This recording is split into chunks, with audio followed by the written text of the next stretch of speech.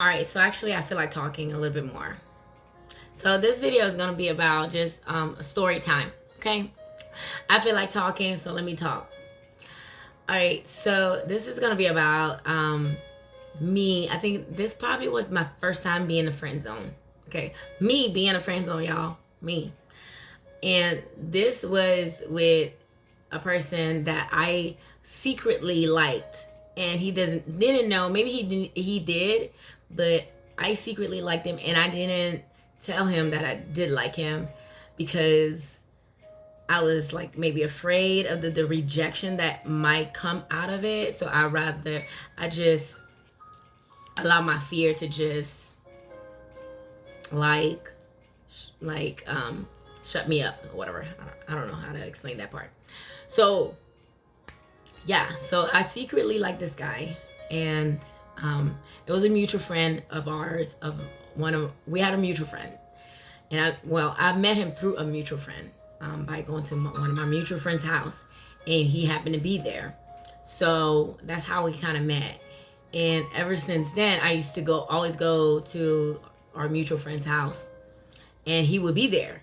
So we kind of hung out. That's how like the relationship kind of transpired, I guess, because we always used to meet up at one of our friends' house, and we used to like talk about God. I mean, it was like fun, genuine conversation, Bible study, kind of like fellowship. It was like really, honestly, like the best time. And we would laugh, we would talk about church, we would talk about our experiences in churches, and it was fun, right? Okay. And I can't even believe I'm talking about this because that's something I've kept hidden in my heart somewhere, because I was crushed, man. Like, so anyways, so this guy, I secretly liked him or whatever, and somehow in my mind, and because I was like, this guy is like a really nice guy, very good looking, and he's on fire for God, for Christ. Even though there were certain topics that we were like off, like I didn't really understand his views of it, but because he was just so on fire for God, and he was just like so zealous and just ready to preach, and that I really was attracted to the spirit in him. It was not even nothing like physical or whatever. It was more like, wow, this guy is like really like focused, and really, I never seen that before. So I think it was more of that attraction of never seeing a man, a young, man, so into the things of God. So anyways, fast forward. So again, we would, always meet up at our mutual friend's house and just have a good time, eat, whatever, right? So there was one day where I think I needed a ride home, and it was getting late, and I didn't have a ride home. I didn't have a ride home, so I asked them to drop me home. So he drove me home, and so it was one of those. It was so awkward, but it was just like, okay, because he was like, can I don't know if he needed to use the bathroom or if he needed to get something, to be honest. I don't remember what it was, but I think he needed to use the bathroom. So he went to use the bathroom. I was like, yeah, sure, you can come in, whatever, use the bathroom, do what you got to do. And so he did that, and then we started talking, whatever, about whatever. I'm not even sure, but we started talking and talking. And then he went home. It was nothing like the thought of, oh yeah, let's do it or whatever. It was not. This was awkward to me because in some way it was like, typically when a guy kind of come into your house, the next step would be for him to kind of try you, but he didn't do that. Like, he didn't do none of that. Like, he respected my space. He didn't like try to lead me on, kind of thing. So it was like, wow, okay, that was the first encounter. And then after that, I guess we got a little bit more we got a little bit more, how would I say, comfortable around each other without our mutual friend being there. So he would come see me at times because, you know, I live alone or whatever. And so he would come and after work, we'll talk, have a conversation, laugh, and watch TV. You know, he'll come. And I think we got kind of used to that rhythm, kind of like, if he wouldn't go to our mutual friend's house, he would come to my house because sometimes I wouldn't go there, and he'll ask for me. And we started talking on the phone sometime. And I mean, it was genuine. It was just nothing like, I don't know. It was nothing like, hey, I like you kind of thing. But because we were spending so much time, you know, talking and, you know, him coming over, I think that developed that sense of dependency, or maybe like I think we were getting something different out of each other. So just a little background from me, you know, I was married before. I was married for like over 8 years or whatever, and been with the same man for like 10 years or whatever, right? So I'm used to that feeling of a man coming home to me, and I'm cooking, having a hot meal, and he's ready, he's eating. I just like that feeling for some reason. I just always loved it. And so I think I was getting that from him. Like, he loved my cooking, and then he was eating it, and he wanted me to cook all the time. And I think I didn't mind it because I used to have a lot of food, and I cook a lot anyways. So he would come, and we would eat and watch TV. And so I kind of like that feeling of having that person, a man especially, and a men that respect me, not wanting me like in a sexual way or see me as like in a spiritual way. And I think at that time, actually, I was in between churches, or I was actually going to I was going through a different phase in my faith walk. So that time, I guess he was really wanted to talk to me about Jesus Christ and the walk and certain things that I had questions about, because I was really back and forth in church really around that time. So it was really good to have that male leadership. So I think I was feeding off of that. And I think in my mind, I was like, this would be the perfect man for me. Like, this guy would be the right person. That's exactly what I like. This is exactly the type of man that I would want. So I would have these visions or these dreams. I'm not gonna say dreams, maybe visions, or my imagination would start making up things like, maybe if we spend more time, he would see the value, or maybe. But so this is what's going on. So we started talking about relationship and stuff like that, because I was also at the time like on Tinder and, you know, these dating sites and stuff like that, seeing other people, whatever. And so he used to make fun of it all the time. So, you know, then I started talking about him, like what type of female does he like, whatever. So he would always show me these type of females on his page, the type of woman that he likes specifically, you know, totally different race. It was not black. So it was like totally different race, you know, curly hair, long hair, whatever. So I was like, okay, well, apparently this guy really don't want to be with a black woman. That was like my thought for it, like for real though. So I was like, okay, he really doesn't like black women, but you know, whatever, I'll get what I can get. Maybe he can see that black women are beautiful, and not saying that he didn't think that, but I didn't think, based on what he was telling me, it didn't seem that a black woman would be his first preference kind of way, if that makes sense. So for me, it was a slap in the face a lot, because it's like, secretly you like this man, but he's showing you, kind of telling you low key, like you're not it. Like, sister, like you're not, like, you might like me, I have a sense that you might, but I don't like sisters. Like, you're not the one. And this guy, yeah, I'm about to lose my voice. This guy was somebody that actually see me in my worst. Like, I was so comfortable with him. I didn't even care that how I looked a lot of time. So I would have doodle braids in my hair, like pigtails. I would have whatever. But I always was conscious of what I had on, because I was not going to be that woman that would be like that Jezebel kind of woman and kind of show off, wear skimpy skirts or whatever. I was not that.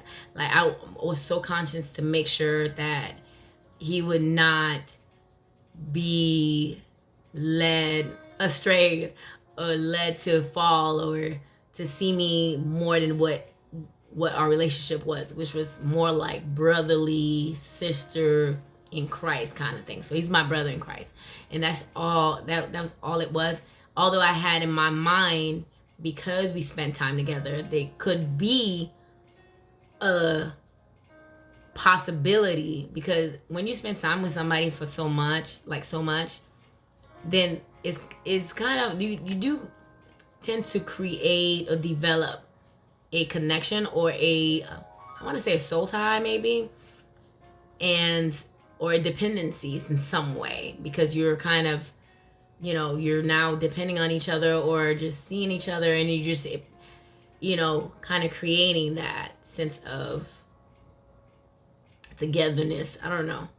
But anyways, so yeah, it was so weird when he had a girlfriend or had some girl on his page. It was like so freaking weird to me, because I was like, wow, like this guy is finally, he's with this girl now, and we can't spend as much time with each other now. Like, this is real. Like, he's with this girl, and for him, because in his mind, we were just brotherly girl, sister kind of relationship. So for him, he felt like he still could come over and spend time. And I was like, no, we can't do that. And he could not understand. And I think at that point, that's when I kind of started dating this other person.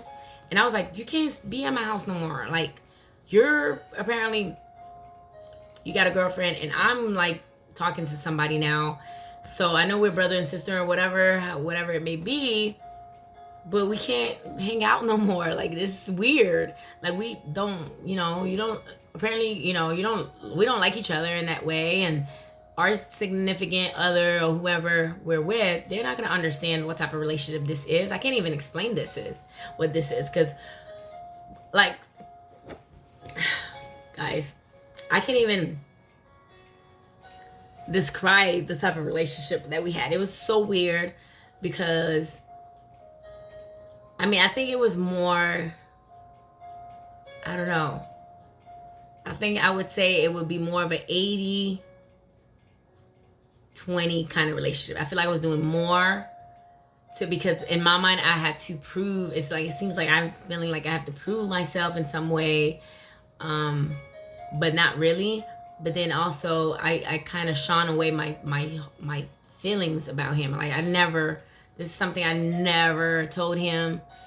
And even, I don't know if he probably thought that I did like him, but I try to make sure that I didn't show him that either. Like, I didn't want him, if I didn't sense it from him, because it has to be reciprocated for me to actually open up, because I've dealt with rejection, and that's a spirit that I try to get away from, especially when I sense it. I try to not, it kind of shuts me up. Like, it kind of turns me off, like, in a sense. Like, I don't force it. So if I feel like, hey, low key, you're trying to, like, I'm not it, I'm not gonna be led to try to push on to you. Like, my defense mechanism automatically is to, like, shut down, like, completely or gradually, to where I don't show you no emotion, because I don't want to let you in that space to where you can hurt me. It's very important for me to guard my heart in a sense. But anyways, at that time, that's how I was feeling, all right? And so, like I said, it was really weird for me. It was very hard. And for me, I felt like, you know what? it's best for us to just part ways. So I'm not gonna be calling him anymore or like that. And it, you know, our relationship, even though I did love that type of relationship we had, and even if till this day, if I see him, I would love him with the love of Christ, just like a sister would, and wish him the best, you know. But I know how it feels to be in the friend zone, and it's not good. It's not the best thing. So I'm learning through experience. I do believe there's some things that you shouldn't have to learn through experience, especially if you can learn from somebody telling you based on their experience, and which is what I'm giving you. Like, the friend zone is not all right. And I'm being intentional right now to look at each relationship that I have with my male friends, especially if they like me. I don't feel the same way. I'm going to tell you, like, listen, I don't feel like that. Like, you know, me and you, we're not going to be spending time. We're not going to be going there and here if I know that you like me. Like, people should know. Like, if you don't know, ask God, pray that he give you the spirit of discernment for you to see. Because there are some people, they just trying to put a blind eye to what's the obvious thing. Like, you could tell when somebody really like you. You can't tell me if you have a friend from the opposite sex and you guys are spending so much time together, and you don't think that there's a reason, maybe there's a possible reason that maybe this person might like you. Like, you can't be that naive at this point, or ignorant to the truth that lies in front of you.